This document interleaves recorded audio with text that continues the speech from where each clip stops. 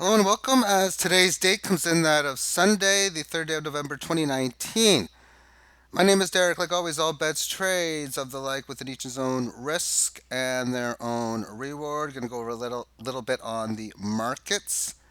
And then I'm going to talk about sports betting, hockey betting on the 1.5 goal line, mathematics for sure, as that's the way you win the game. And this game, mathematics, there's a lot to it if you implement such. On the single hour term time frame for Komodo in at 663 times 10 or 6600 Satoshi, we can see that the price was down to the 522 handle. It's up about 140 basis points, well greater, closer to 30%, well greater than 20. On the triple hour, we have had this level of resistance taken out. You can really put in a range area because this is where it had a lot of resistance hits around the 28th of October. And then this level here, which was where it originally hit this high.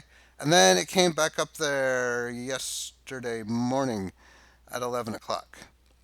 Since then, it pulled back to this area of previous resistance. So that's what I like seeing. Comes into the 18 average of highs and then the exits it immediately. And as I've stated before in this situation, when I see exitation from this, it's very hard for me to say there's going to be much resistance at this level, and there hasn't been.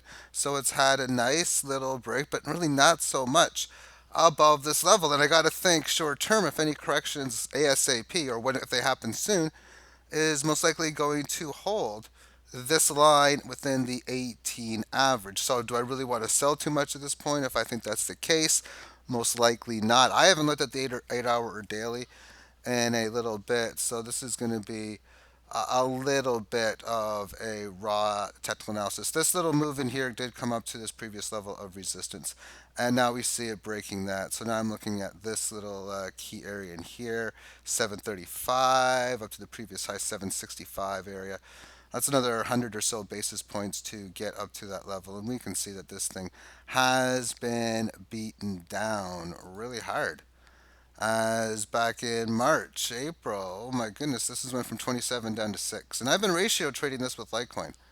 And I'm out a lot of Litecoin, and I'm in a lot of Komodo, and for profit. But meaning if I were to sell all my Komodo that I've gained from the Litecoin that I've sold, and its multiples amount, then I'd get a bit more. It would only be about 20%. Let's take a look at this ratio trade against Litecoin, which is what I trade, which is why I'm showing it. So this is what the daily chart has. So since like August, it has primarily been in a range to about 85, 86 level. Again, another reason why I'm like, man, I don't want to sell Komodo right now. I like to look for moves around 10% since last trade. And my last trade is 12% ago, 11% ago. But I could get a decent number. Oftentimes, I'm looking for one big move to happen in one direction or the rest, and I'll just react to it either way. But when we've had all of this run in here, seeing that my ratio, because I started back right around the start of April. So with all of this going on, again, I'm out several Litecoin, which is fine because I realize that the strategies can have a lot of big moves. Now, if this is say to go down to some big level in long term, you got to think that coming down to here, and even though it's a matter of division, you say, oh, nobody's not. I can't say nobody's looking at it because I'm looking at it now, but not many people are looking at it. Most certainly, not many people are trading it. But we'll see if it just happens to come to this level. But on a mathematical point, if you were to quote unquote um, wait and just wait for it to go there and just make a huge trade, you can make a lot more than maybe trading here, trading there, and so on. However, you're still going to be profiting by doing all of that. And what I'm also hoping for, if it does make a move here, is that you get situations something like that on the way, where I can end up making a buyback in here somewhere, and then relinquish another profitable trade again at that situational point. It would be better for me for there to be a significant move that goes from like say 91 to we'll say 50% down or 2x move on the downside, then it would be the upside. Because, like I stated, at this price point now at 94, I could sell all the Komodo that I have gained from ratio trading and have more Litecoin. I got only but maybe 15 or 20% more, I calculated earlier, than I had before. But I'd like to get even more than that, of course. So what's nice is if I wake up one morning and I just see, oh, Komodo's up like 72% on its own or 120%, thus making this go way, way, way lower. But again, I'm just going to react to what situational things have happened. And as far as my trades have been concerned, this is where they come in at. If it went up, that meant I'd sold Litecoin to buy that of Komodo. Going down, I sold Komodo to buy Litecoin. Made one trade in April, one trade in May. And I realized my volatility was too big and I had to lower it. Higher expectations, I guess. In June, I made a trade on the 2nd, 7th, 8th, 10th, 11th, 12th, 19th, 21st, 2 on the 28th, and then again 2 on the 30th. In July, on the 1st, the 2nd, 4th, 5th, 6th, 2 on the 8th, 2 on the 9th. Man, it was volatile then. I mean, that's what I want, are days like that. July the 11th, July the 12th, 3 times. Oh my goodness, what a day. What happened July 12th?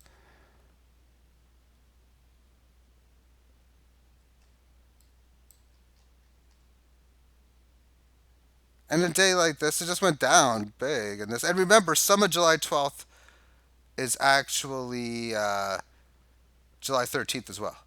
Because it's midnight time on my end. And well, probably I should have used this time. But a lot of it would have been actually probably within that as well. But just these nice up and down movements we can see in July here.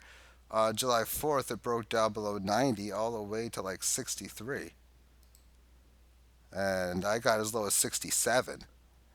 And then July the 11th, the trade. Look at all these. July 12th, I had 3.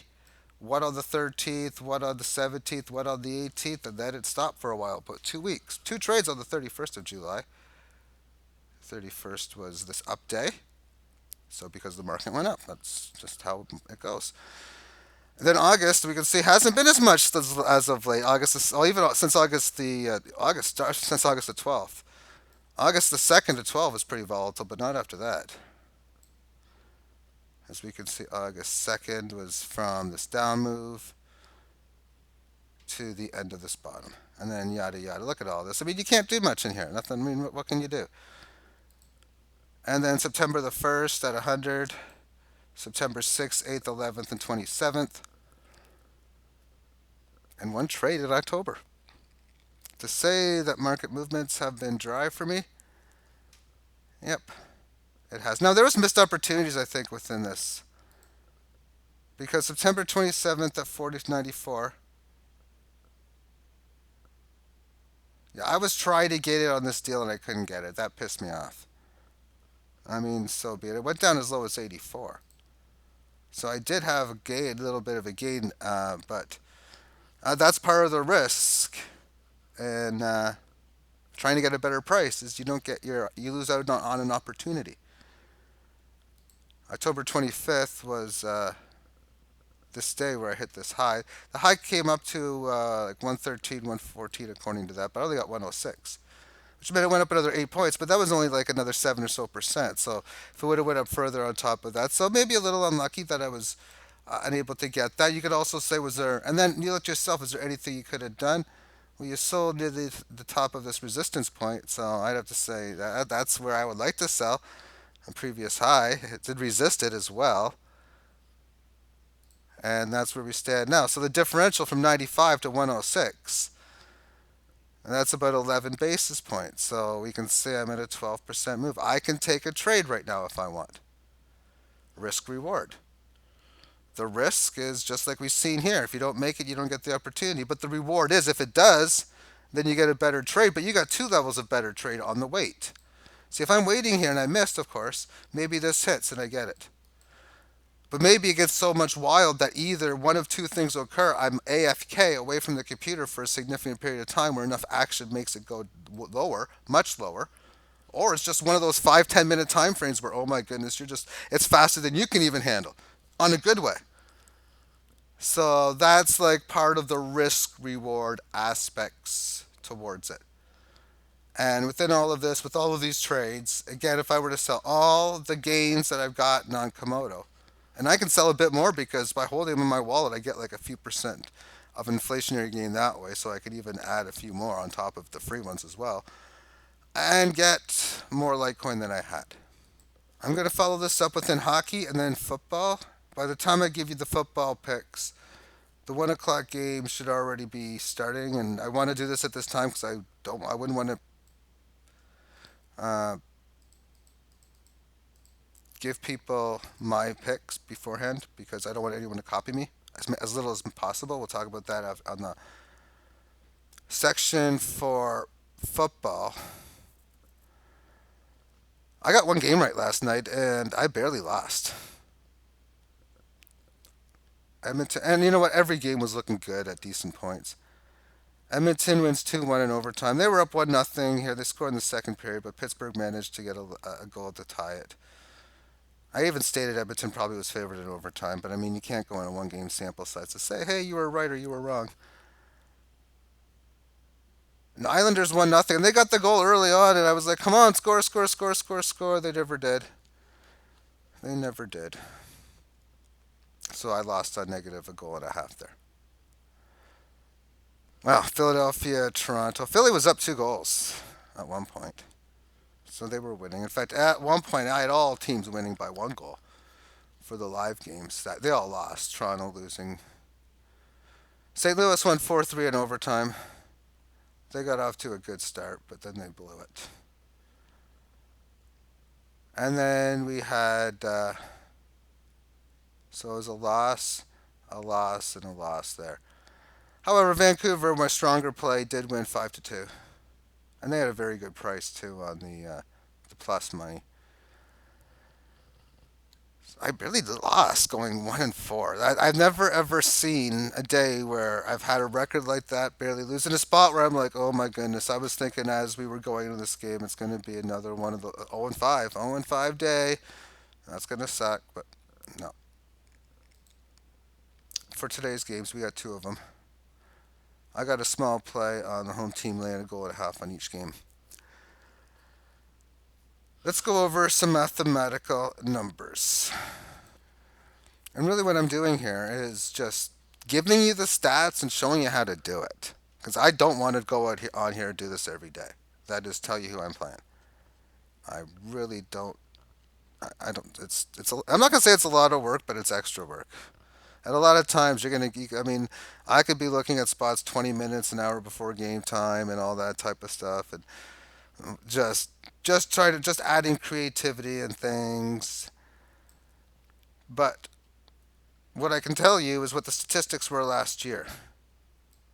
Last year, 314 times the road teams won by multiple goals and 274 times by one, for a net total of 53.4% of the time.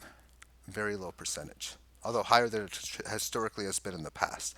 I gave it a lot of these statistics in previous last year.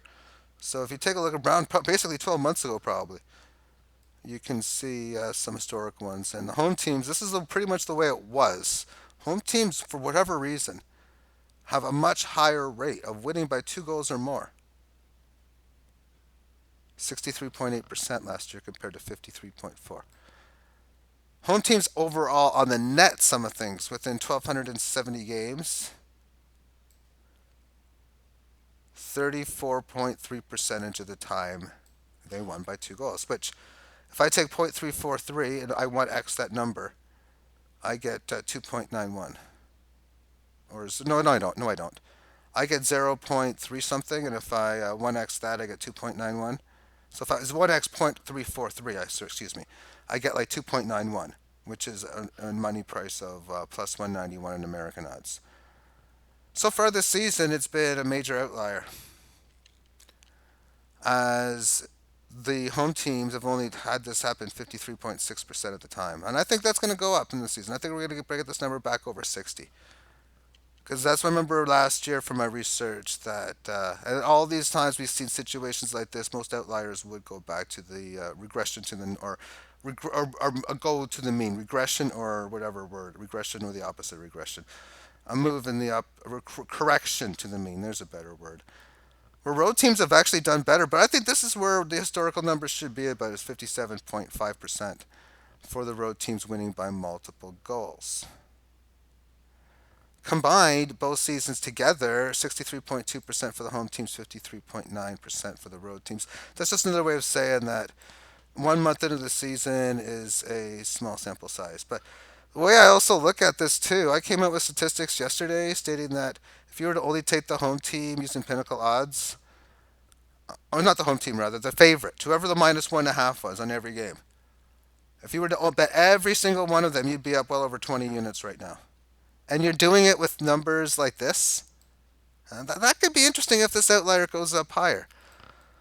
However, it's always about the numbers. It's especially if you look at multiple books. If you can get the better books or whatever, because Cloud Bet, some of their -1.5s aren't the greatest. I mean, their football lines are great, but their hockey lines might not be the greatest. So just always understand the number.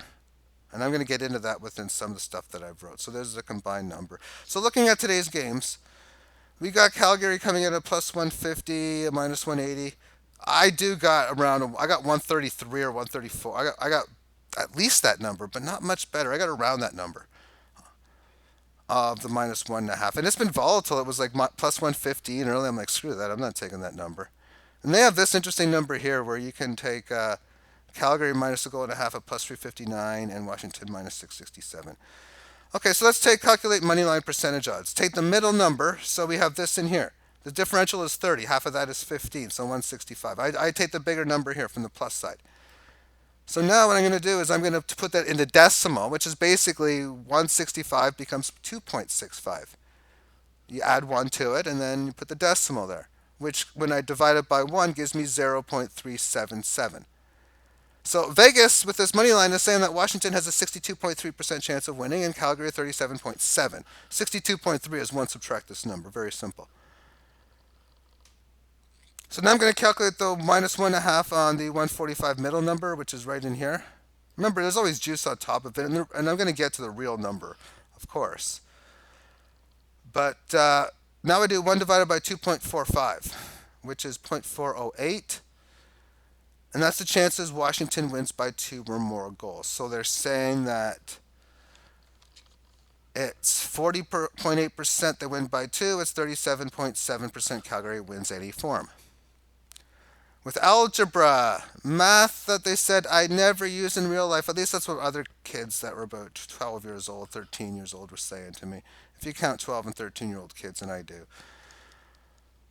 It's Washington's chances of winning. Multiply the chances of them winning by 2 if they win. And that's the odds to win by 2. So therefore, if we take this 62.3% chance that Vegas is saying, and we multiply it by the chances they think they win, which I'm trying to figure out, which is why it's an X. And that equals to, of course, well, they're saying it's 40.8%. So this is the algebra I remember from school. Now I'm using it in real life here. Well, 0.408 divided by was basically what you do. You'd put a line under here. You divide this to get the x on here. Divided both sides by 6238. So essentially, it's 408 divided by this. So you're saying 65.4%, and that is massive that they win by 2 because that's the upper end of the numbers that I'm talking about for home teams because that's what it was last year. Okay, well, let's continue on further. But before we get into, actually no. Before we get to that, let's take a look at Calgary. They're saying plus 359 is the price to win by 2. Now I'm not going to do any middle stuff here because the bottom line is if they say it's that, they're going to. The real number is this. That's the number you got to beat. So if you're going to play Calgary, you got to win 1 out of 4.59 games to break even. That's easy math. You have to have 359 losses, 400 wins. Using juice for the percentages on Calgary, plus 359 is 4.59, 1.459 is 21.78. So therefore, based on just this and the mathematical chances of 37.7% chance, it's at 57.7%, which tells me if I think that Calgary's got any okay, decent chance, even just an opinion type play, and I don't, then I would take the 359, and I'm not taking it. In fact, you could bet on both sides. In a sense, you're betting that the game does not end in one goal. So if you find any props on that with good odds for the no, it does not end in one, then that's something to take a look at mathematically.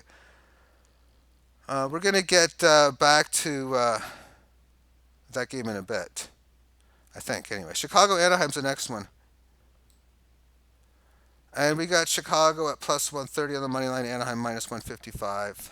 I only had prices for, I didn't have the, yet, as of earlier today, I didn't have the prices on Anaheim. Excuse me, Chicago minus 1.5. But 168 is the price here. So using the exact same math. The middle price on here, plus 142.5, so 242, 1x is 0.413. So Anaheim's got a 58.7% chance of winning according to Vegas. All right, so then 1.5 and a 2.58 middle, so we take this in here.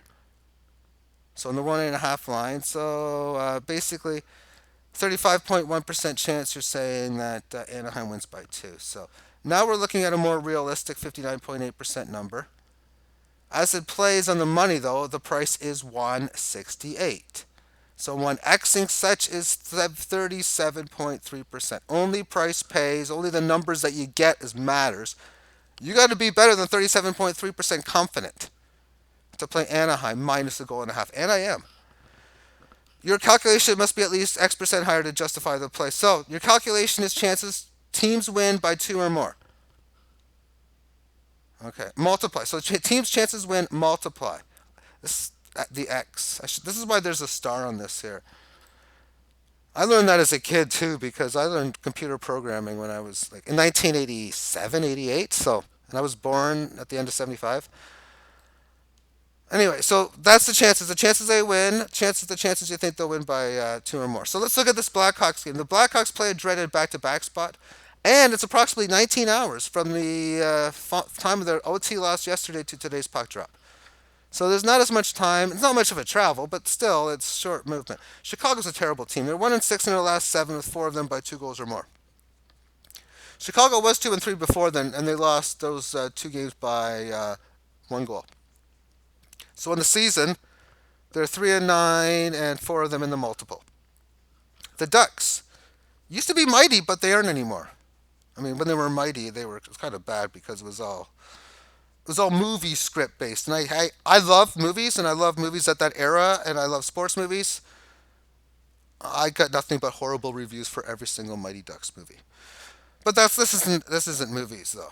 Anaheim has 2 straight wins, only one of them by 2 goals. Anaheim's 9-6, with 6 of those wins by 2 goals or more.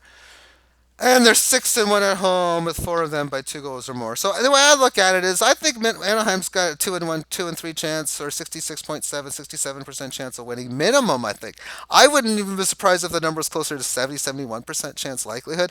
That's another subject to go in depth to find what the chances of something really, really, really is.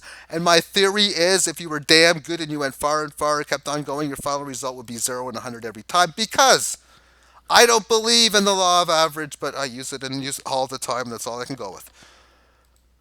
When I think in depth about the law of average.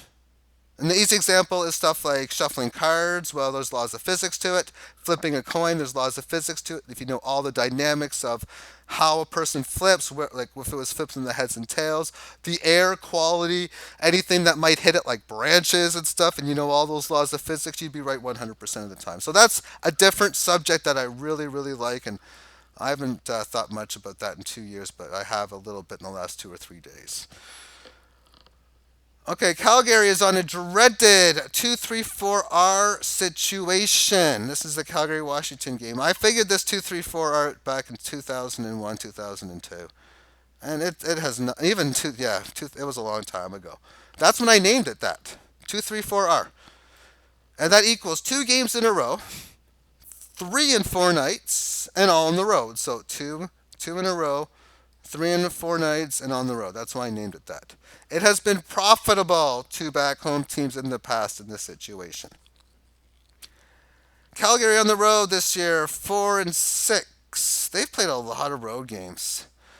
With two by home by they didn't probably want to get back home, but four of them by two or more. At home, they're 4-2. But they had one loss, but to Washington by two or more goals. Washington's a damn good team, by the way. They won the Stanley Cup a couple years ago. If you weren't familiar with that, Washington at home is 0-3 to start the season, but they've won their last three, and two of those three by multiple goals. Washington on the road this year has been 7-2. They're getting the job done, but they're only getting wins more times than not. But I do really like this situation again, a brutal situation for the Calgary Flames. I think Washington again. I'm going 72 on the. I'm trying to pick these numbers, and I'm downing a little bit or lowering them to that number, maybe just by a little bit, especially on the win. But I was even thinking 75, 76% it could be for Washington to win this game. It is extremely, extremely likely. And then 65% chance, I think, for it to be by multiple goals. So if I take 0.72, multiply 0.765, I'm going to get a number of 0.468. And that's the math really that I want to teach if you're interested in this type of stuff, because this way you can go on a day by day basis and use whatever resources you can to figure out that situation. Football time. And see, I'm doing these videos. Why? Why? Well, I don't get much revenue for it, but I get some. I get probably enough to cover all my bets that I make this way. I've never won them. This I've talked about this before. This is major consensus you got to go against, and it's really a parlay. It's a 12 game parlay. It's sick to have that many games. This is what mine is. I don't think I've ever done this. Broadcasted this before it started. It is 11:21 as I'm doing this. This video probably won't be uploaded till at least close to noon. And only people in Ontario can buy this, and you got till 1 o'clock to buy it. I don't want anyone taking my ticket. I know there will be some that would, because I mean it's just I'm not going for that large of a payout. Generally speaking, it's about $600,000. I haven't checked what that number was last week, but it was bad for payout for the winners. 600,000 net payout. You divide it by all the winners. Sometimes I go for the full prize. Not this week. It's only 12 games. Chicago is playing against the Philadelphia Eagles. I'm taking the Philadelphia Eagles in this one. Let me just see if I could. I'm going to reduce. Not, you know what? I liked it that way actually better. Sort of. I guess go like this and go one step lower. I'm trying to get a good size in here.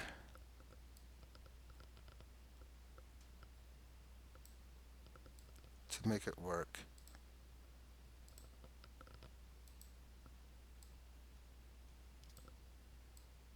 Give me a second and we'll just. Oh man, you are not fun. This'll work. Okay, so Indianapolis, Pittsburgh. Now, Philadelphia to me is just a better team. Chicago's offense is terrible. Indianapolis and Pittsburgh. Indianapolis to me is still a little bit of a sleeper team. Pittsburgh is without James Conner in this game, and I want to go against the consensus. And Pittsburgh is just one of the 4, 5, 6 teams people seem to love. So I really every week try to go against Pittsburgh. This week is no exception. Miami Jets. This is one of the few 3 or 4 games I don't like. I'm going to go with the Miami Dolphins. Then if I want to put more in, I probably put a box on this game. People are really hating them on the Miami Dolphins. I think they're playing a little bit better, and the Jets are garbage as well. They're at home. I mean, this is a must-loss game for Miami, but that doesn't mean they're going to lose the game. I don't like playing that game. Minnesota against Kansas City. I don't know if I don't care if the consensus is going to be a little bit on Minnesota on this one. I don't believe Matt Moore is that great of a quarterback, and with Dalvin Cook and this Minnesota team, they're just a better team. And NFC versus AFC theory, NFC is dominating seeds like 2-6 basically. So if it's an AFC NFC matchup, I'm gonna, especially when it's one of the 2-6 seeds, which I think Minnesota is, I really want to back them. And I think Minnesota power ranking is better than Kansas City without Patrick Mahomes by a decent margin. Tennessee is playing Carolina, and Carolina is just amazing with Allen at quarterback and that defense. I think this defense is going to be on fire today. They're my fantasy defense on my DraftKings. We'll see how that goes. So this one's a no-brainer. I'm forced to take Washington. You have to go with big dogs. This is the big dog I'm going with. The Buffalo Bills are very much near the city of Toronto, which is where the majority of the population of Ontario. There's a lot of Buffalo Bills fans. They're doing really well. Washington's a garbage team. I wouldn't be surprised if a vast majority of Buffalo people are taking them. But you got to do a bit more than that. But I think that's what I am doing in this. Within Tampa Bay, Seattle, this one here, I'm going. I mean, I got to go with the obvious one here. Oakland, Detroit. This is like one of those 50-50 kind of games, and I'm just huge on Green Bay as it is, period. Cleveland, Denver. This is an interesting one because now I'm going to go on mass psychology, at least for the next two plays. Everybody is down on Cleveland, myself included. But Denver's in a really bad, bad, bad, bad team situation right now. And I at least got to think that the lack of competition is going to help give Cleveland the edge on this game. And I'm backing the New England Patriots here because I have just been hearing all week about the Sharps liking Baltimore. I have heard all week about all of these analysts saying that we got Baltimore quarterback Lamar Jackson going to give fits and problems, and how all of the previous uh, quarterbacks of that nature have give problems to New England. Well, I'm not betting the spread. I'm playing Baltimore on fantasy football. And I don't even like playing Baltimore in fantasy football because the consensus is a lot higher than it should be for a team, or lower for a team that's won every game and handily of the New England Patriots. This should be like, oh my goodness, oh Baltimore sneaky underdog play. No, there's too many people that are liking the and too many people that are liking the Ravens right now. So I have to go with the Patriots on this. And this is a play here on the Dallas Cowboys. I always go with the favorites on Monday night because if I get the first 11 games right, I'm going to put a decent sized money line wager on the New York Football Giants. And either I'll lose a lot of Bitcoin Cash and gain a lot of fiat currency, which can turn back into Bitcoin Cash later, or I'll lose this last game, lose my $5 bet, and gain a whole bunch of Bitcoin Cash. Really just hedging my bet. I have yet to have a hedging situation. I hope so soon. Results. Look what happened last week. I haven't looked at hockey. I will just for fun. And I'm going to guess the payout. I'm going to look at last week's football. It's bad. October 27th close. Okay, consensus play. Seattle, Atlanta. Okay, major favorite one.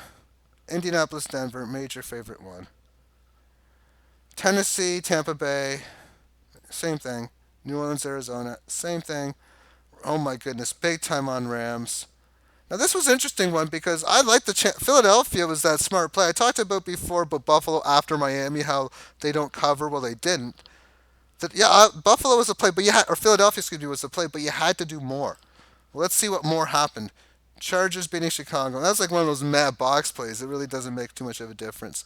Detroit being Giants, no surprise. Jacksonville over the Jets, no surprise. Definitely no surprise. Carolina getting crushed by San Francisco. I think they're going to rebound from this game. Again, another reason I'm taking Carolina. Short-term memory people. People not going to like Carolina as much. Houston over Oakland, no surprise there. New England over Cleveland. Well, that was not a shocker. And Cleveland, or excuse me, Green Bay beats KC, no shocker there. And then Monday night, Pitts, no shocker there again. 14 of 14 people share the prize pool. 200. You can cash that in at your convenience store and your gas station. That's sick. I'm expecting to go to Toronto to cash my ticket, and I know exactly where to go because I've been there before. And that's on the corner of Bloor and Young on the southeast side. Anyway, that's where you cash bigger amounts. 2,580 people had that combination. This is why you go against the consensus. Oh my goodness, And I had one of my friends come up to me, somebody, one of the two or three people who was too scared to get into cryptocurrencies because they think that they can't do what they can't, this computer stuff. The whole scaredness of it. That's what I'm saying. He's one of the people, not definitely not watching this video. Prize pool was $638,000. Okay, let's go back to this. I used sportsinteraction.com and I took the money lines of all 12 plays and I took the decimal odds and I multiplied them all together of all the teams that I took, which come to 411.67. And it's a $5 wager, so I got to multiply that number again by 5, which makes it about $2,060 almost. Is what a sports book would pay me if I put a $5 wager on it. See, why in the world would I have picked these 12 teams when I knew for sure that if, I mean, imagine how bad it would have been if Buffalo would have won. Oh, it would have even been worse. It might have been like $100.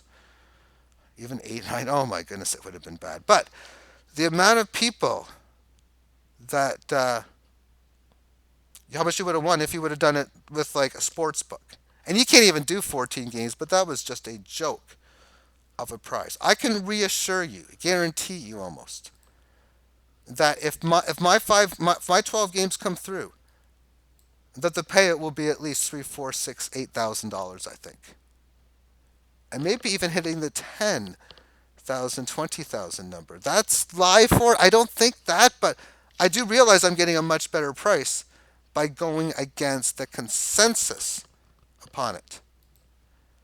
This cost me $5 a week per football. I very rarely ever buy a second ticket. And very rarely do I ever box a game. I think I've boxed twice this year and I've done 0 double tickets. Maybe 1. Either way, it hasn't been many. My plan for the last 2 seasons, this season and last season, the cryptocurrencies have kick-ass spectacular games. I'm going hardcore on this and that. I'm doing like 20 tickets a week, 20, 30 tickets a week, but that hasn't happened. Maybe next year.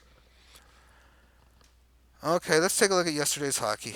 Leafs won, so Islanders over Buffalo, that's like that would be a meh 50-50. Boston beating Ottawa.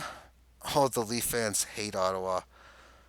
It probably isn't as high as it should be. It should be gigantically high as it is for Boston. No surprise, Florida over Detroit. They're the consensus play in Florida. I even got to think Calgary's relatively consensus here in Toronto area over road game in Columbus. Dallas, Montreal's a man game. Not really anything for. I mean, maybe a 50-50 consensus split. I wish I knew these numbers. Jersey, Carolina, 5-3. Okay, Jersey wins. I gotta say another man game. Toronto, Philly, maybe 85, 88% of the people taking Toronto. I didn't play. I would have taken Philly. I'm not going to go back and say who I would have taken before. I would have lost, of course. St. Louis, 4-3 over Minnesota. No surprise there. Arizona, Colorado, 3-0. I think that was a sharp Colorado pick. Because Colorado's a team on fire. And people don't realize yet Arizona's a pretty good hockey team. Winnipeg, Vegas, that's a split down the middle again. Winnipeg's got a decent amount of fan base in the Toronto area. Vancouver, San Jose, no surprise there. This is a terrible price. No, it's not. Holy shit. $46,000? Who would have thought? What happened? Well, that's the prize pool in hockey. What happened that was the case? I'm flabbergasted. Okay. No surprise Los Angeles wins. No surprise. I mean, San Jose was favored, though, but geez, that wasn't a surprise. I mean, same thing with Vegas. Sort of. Arizona, I thought that was a sharp pick, but I mean, 46,000, one winner. Congratulations to whoever won that. Wow. You got lucky. St. Louis form. Minnesota's garbage. Who would want to back? I mean, Toronto. This is Ontario, Canada. That's no-brainer. New Jersey 5, Carolina 3. What was the roads? I don't get it. Let's see what the fair odds was, or let's see what Pinnacle or whatever would have paid. So what I do is I take Pinnacle odds. It's this was yesterday's odds, and I'll just take what the money lines of every game is and calculate it. So what I'll do is I get a notepad, and I can just write in minus 393, and this is sick. I got a spreadsheet to do this fast as well too. Okay, so Toronto's minus 132. We had Florida winning at minus 263. Let's scroll some more. New Jersey game is what I need next. Okay, New Jersey, Carolina, we have a 173 that wins. Uh, Calgary minus 131. I gotta be playing more of these. I was gonna buy a ticket. I would have lost. I was gonna buy a ticket last night too. I didn't. Then the Islanders won at 107. We had Dallas win at minus 117. We had St. Louis win at plus 120. We had Vegas minus 150. I mean, that was the sharp play to go Arizona on that because I wouldn't be surprised if even more than half the tickets might have been Colorado. Vancouver 131. What was up with that line? I should have went large on it. I was going to as well. I mean, I was just being disciplined because I was losing every game last night. Let's just put a big bet on Vancouver. I kind of mean it would have been one of those like aggressive ones that would have won, but I mean it would more that is, and I would have turned a small losing day into a winning day. Winnipeg was plus. Maybe that was it. Maybe it was that Winnipeg game that did it. Well, this goes to the point you can take Toronto and still get it. I was saying to people, I mean, I don't even if you go like this, I still don't like picking Toronto games. I don't like picking Toronto on these tickets. I haven't done it in probably over a year. Anyway, last game was LA winning at a minus 129. Let's put these into a spreadsheet. So I made this spreadsheet a little while ago. What I do is I just put the prices in here, and then the computer will calculate them all in decimal odds, and then it will also multiply them all. Minus 129 is the last one. I mean, what an amazing payout that was. So I'm just going to delete these two. 2,587 to 1 was what Pinnacle would have paid you if they allocated a 12 team parlay. You're then going to multiply that by 5 to get 12,000. Not even. Rather that, a little more than that. 13,000, whatever. Still that relatively high number. But bottom line is, if I would have picked that lineup, then I wouldn't have won that. For the prize was 46, so it would have been 23 because I would have split it with that person. Now I have not. My DeLorean is still in the shop. It has been since 1985. Well, actually, 86. I'm kidding. Have yourself a great day. Bye bye.